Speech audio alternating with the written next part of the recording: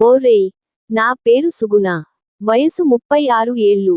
జీవితం నన్ను ఎన్ని గుండా నడిపించినా, గుండెల్లో ఇంకా ఒక చిన్ని పిల్ల ప్రేమ కోసం తహతహలాడుతుంటది.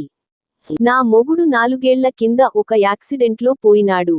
అప్పట్నుంచి నేను, నా 20 ఏళ్ల కొడుకు సాయి కలిసి ఒక చిన్న ఫ్లాట్లో ఉంటున్నాం. సాయి ఇంజనీరింగ్ కాలేజీలో బిజీగా ఉంటాడు. నేను మా ఊర్లో ఒక చిన్న సారీ షాప్లో మేనేజర్గా పనిచేస్తూ సమయం గడుపుతున్నా. మా షాప్ మా ఇంటికి ఒక 6 కిలోమీటర్ల దూరంలో ఉంటది.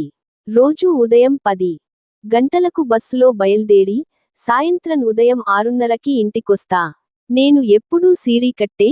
నా సొగసు చూస్తే జనం, అబ్బా, నీవు ఏదో సినిమా హీరోయిన్లా ఉంటవే అని అంటుంటారు.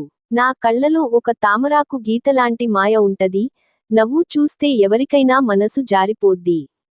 కాని, నా మొగుడు పోయిన తర్వాత ప్రేమ అనే రంగు నా జీవితంలో మళ్ళీ పూయలేదు. ఒక రోజు వరకు. ఆ రోజు సాయంకాలం, షాప్ నుంచి బయటకొచ్చి, ఊరి మార్కెట్కి కూరగాయలు కొనడానికి వెళ్ళినా. నాతో నా స్నేహితురాలు లలిత కూడా వచ్చింది.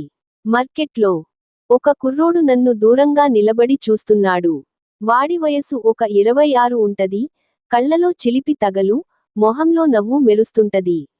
వాడి చూపుల్లో ఒక అమాయకత్వం, అదే సమయంలో ఒక చిన్న ఆకర్షణ ఉంది. నాకు గుండెల్లో ఒక చిన్న సవ్వడి మొదలైంది. లలిత నన్ను చూసి, ఏందే సుగుణ, ఆ కుర్రోడు నిన్నే కళ్ళార్పకుండా చూస్తున్నాడు.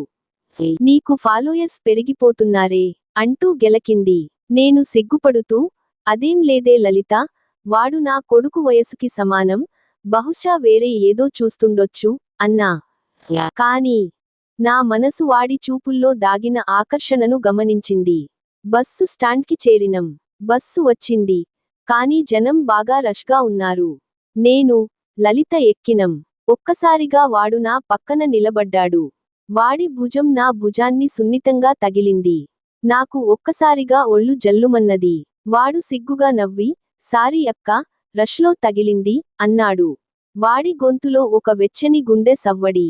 నేను కూడా నవ్వి, పర్లేదు బాబూ అన్నా. బస్సు కదిలింది. వాడు నా పక్కనే నిలబడి, నన్ను చూస్తున్నాడు. వాడి కళ్ళు నా మొహంలో, నా కళ్ళలో ఆగినయ్. ఆ క్షణంలో నాకు ఏదో కొత్త ఫీలింగ్ కలిగింది. ఎన్నాళ్ల తర్వాత అలాంటి ఒక చిలిపి స్పర్శ, ఆ చూపుల్లో ఒక మాయమైన తడి. నేను మాటాడాలనుకున్నా, కానీ బస్సు నా స్టాప్కి వచ్చేసింది. నేను దిగబోతుంటే, వాడు కూడా దిగినాడు. నాకు అదోరకం ఆశ్చర్యం కలిగింది.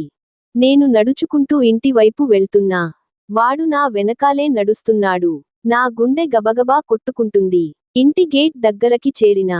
వాడు దూరంగా నిలబడ్డాడు. నేను తిరిగి చూసి, సిగ్గుగా నవ్వి, ఓరేయ్, నీవు ఇక్కడే ఉంటావా అని అడిగినా. వాడు సిగ్గుపడుతూ ముందుకొచ్చి, నా పేరు రవి. నీవు బాగా సొగసుగా ఉన్నావు. మార్కెట్లో నిన్ను చూసినప్పట్నుంచి మాటాడాలనిపించింది అన్నాడు. వాడి మాటల్లో ఒక నిజాయితీ ఉంది. నేను సిగ్గుగా నవ్వి, అవునా? నీవు కూడా బాగా మాటలు కొట్టిస్తావ్. కాఫీ తాగుతావా అన్నా. వాడు ఆశ్చర్యంగా నవ్వి, అబ్బా, ష్యూర్ అక్కా అన్నాడు. మేము ఇంట్లోకి వెళ్ళినం. సాయి ఇంకా కాలేజీ నుంచి రాలేదు. నేను కాఫీ పెట్టి, వాడితో మాటలు కలిపినా. రవి ఒక గ్రాఫిక్ డిజైనర్, ఊరిలో ఫ్రీలాన్స్ పనులు చేస్తాడట. వాడి మాటల్లో ఒక కవిత్వం, కళ్ళలో ఒక చిలిపి ఆకర్షణ ఉంది. మాటల మధ్యలో వాడు నా చెయ్యి సున్నితంగా తడిమాడు. ఆ స్పర్శలో ఒక వెచ్చని అలజడి. నేను వాడి కళ్ళలోకి చూస్తూ, ఏంది రవి, నీవు ఇలా అందరినీ సులభంగా ఆకర్షిస్తావా అని అడిగినా. వాడు నవ్వి, నీలాంటి అందమైన గుండె ఉన్నోళ్లనే అక్కా అన్నాడు. ఆ క్షణంలో మా మధ్య ఒక చిన్న బంధం మొదలైంది. వాడు నా దగ్గరకొచ్చి, నా అనుమతి కోసం చూసినాడు. నేను సిగ్గుగా తలవంచి, చిన్నగా తల ఊపినా. వాడు నా చెంప మీద సున్నితంగా ఒక ముద్దు పెట్టినాడు. ఆ క్షణం నా గుండెల్లో ఎన్నో పూలు విరిసినట్టు అనిపించింది. ఆ రాత్రి మేము గంటల తరబడి మాటాడుకున్నాం. ఒకరి గుండెను ఒకరు అర్థం చేసుకున్నాం. రవితో ఆ రోజు నా జీవితంలో కొత్త రంగు చేరింది. వాడు నా గతాన్ని గౌరవించాడు. నా రేపటి రోజుల్ని అందంగా మలచడానికి ఒక చిన్న ప్రయత్నం చేసినాడు. మా బంధం సమ్మతితో, గౌరవంతో నడిచింది. ఆ రోజు నా గుండెల్లో మళ్ళీ ప్రేమ అనే పూలు విరిసినయి.